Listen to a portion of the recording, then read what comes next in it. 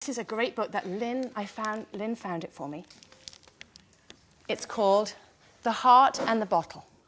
And it's by My name is Claire Gabbett, and I'm a Cycle 3 teacher at St George's School in Montreal. Response is a complex task. It allows us to go much deeper into a text. We can connect stories to our own background knowledge. We can think about how authors make us feel, and we can discuss big ideas. And from that, we develop a better understanding of ourselves, the world around us, and our place within it. So today we read a short picture book. We discussed as a group, a smaller group. I gave them a chance to think, pair, share together. We discussed what they thought about the book.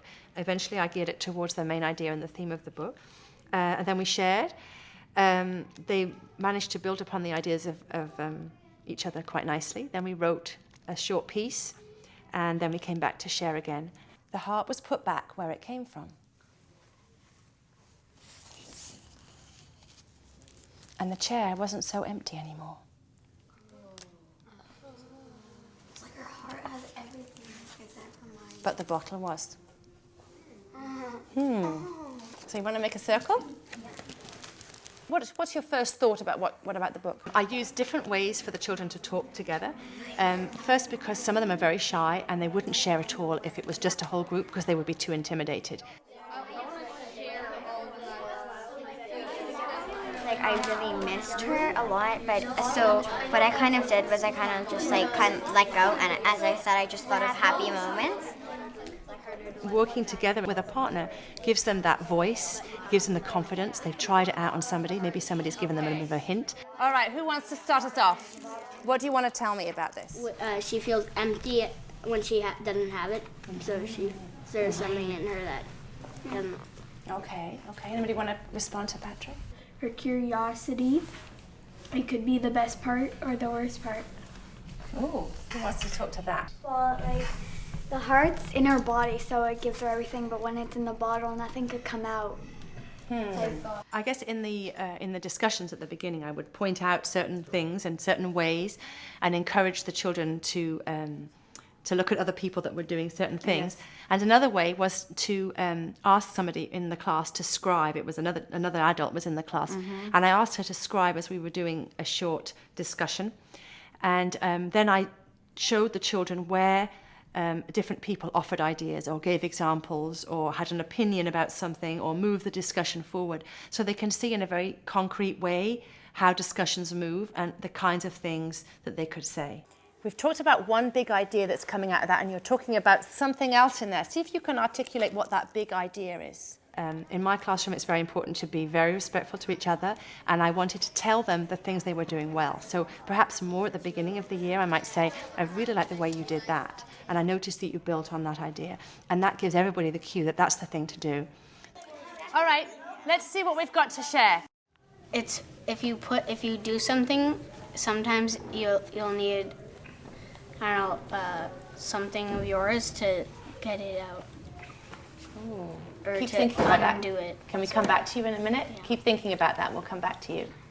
Yes, Building on to Stephen's opinion, maybe it's kind of like you have to, maybe the author's message is kind of like you have to like loosen, you can't always have like that knot inside you. At some point you have to just let go, no matter how long it takes. You can't just stay. What was she letting go of? Like, she was letting go of that person, like you move on, just let it flow. All right. Is that kind of where you were going with that, Stephen? Yeah. Oh, interesting. I'm going to stop us there, and I'm going to say we're going to go right a little bit, right about what you think about the big idea. Make sure you tell me why, and how did the author tell us that? Remember how we talked about that with our own books and how our author got that message across? How did she get that message across, and what was the big message for you?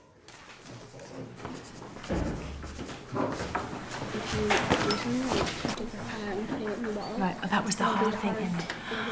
Interesting. So the bottle was like the rope, it's like the tough part. Keep going, tell me some more about that. Very interesting. I used to start by recording on my computer, and it became this big box in front of me, and nobody would speak and everybody would stare at it. But then I noticed that with this, I can put it on my lap, nobody notices it there, and I can hear what everybody's saying. So if I don't have time, if it's a particularly fast discussion or it's something where I really have to be focused on what they're saying to make sure they don't make any mistakes, then I'll put this on, and so I can concentrate on what's happening, and then afterwards I can just listen in on my earphones and tick off on my list how they did. Did she realise when she bought the book? That you shouldn't take away something from yourself. Because even if, so maybe she felt like her dad or her granddad was missing from her, but by taking away your heart, she just made it worse. She took away a bigger part of herself. Okay, and so what did she decide at the end, do you think? What did she discover? That even if you lose someone, you're gonna get over it and you can't take away a part of yourself. All right, so come on down to the front. Find yourself a small phrase or a sentence. Nothing, not the whole thing. Something. You can share something, yeah? If you'd like to, you don't have to. All right, so I was thinking that maybe some people would like to share, and I know some people don't want to share, but so let's start off. I think she locked her heart in the bottle because when she lost her motivation, who was the man, she thought she lost her curiosity. Really, she still had it in there hidden, but she used the bottle as an excuse. I think the author was trying to say, even if you lose someone that's really close to you, you have to let go, and by putting your heart in the bottle, she was just pushing him away rather than keeping him with her. So what I'm going to do is I'm going to ask you to fill out an index card, an exit card. One thing that you think you did really well in our Talking to Learn, and one thing you need to work on.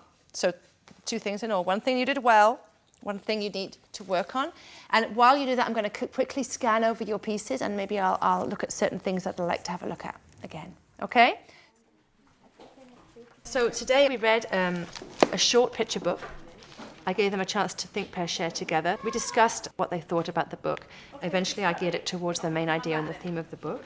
And then we shared. They managed to build upon the ideas of each other quite nicely. Then we wrote a short piece, and then we came back to share again.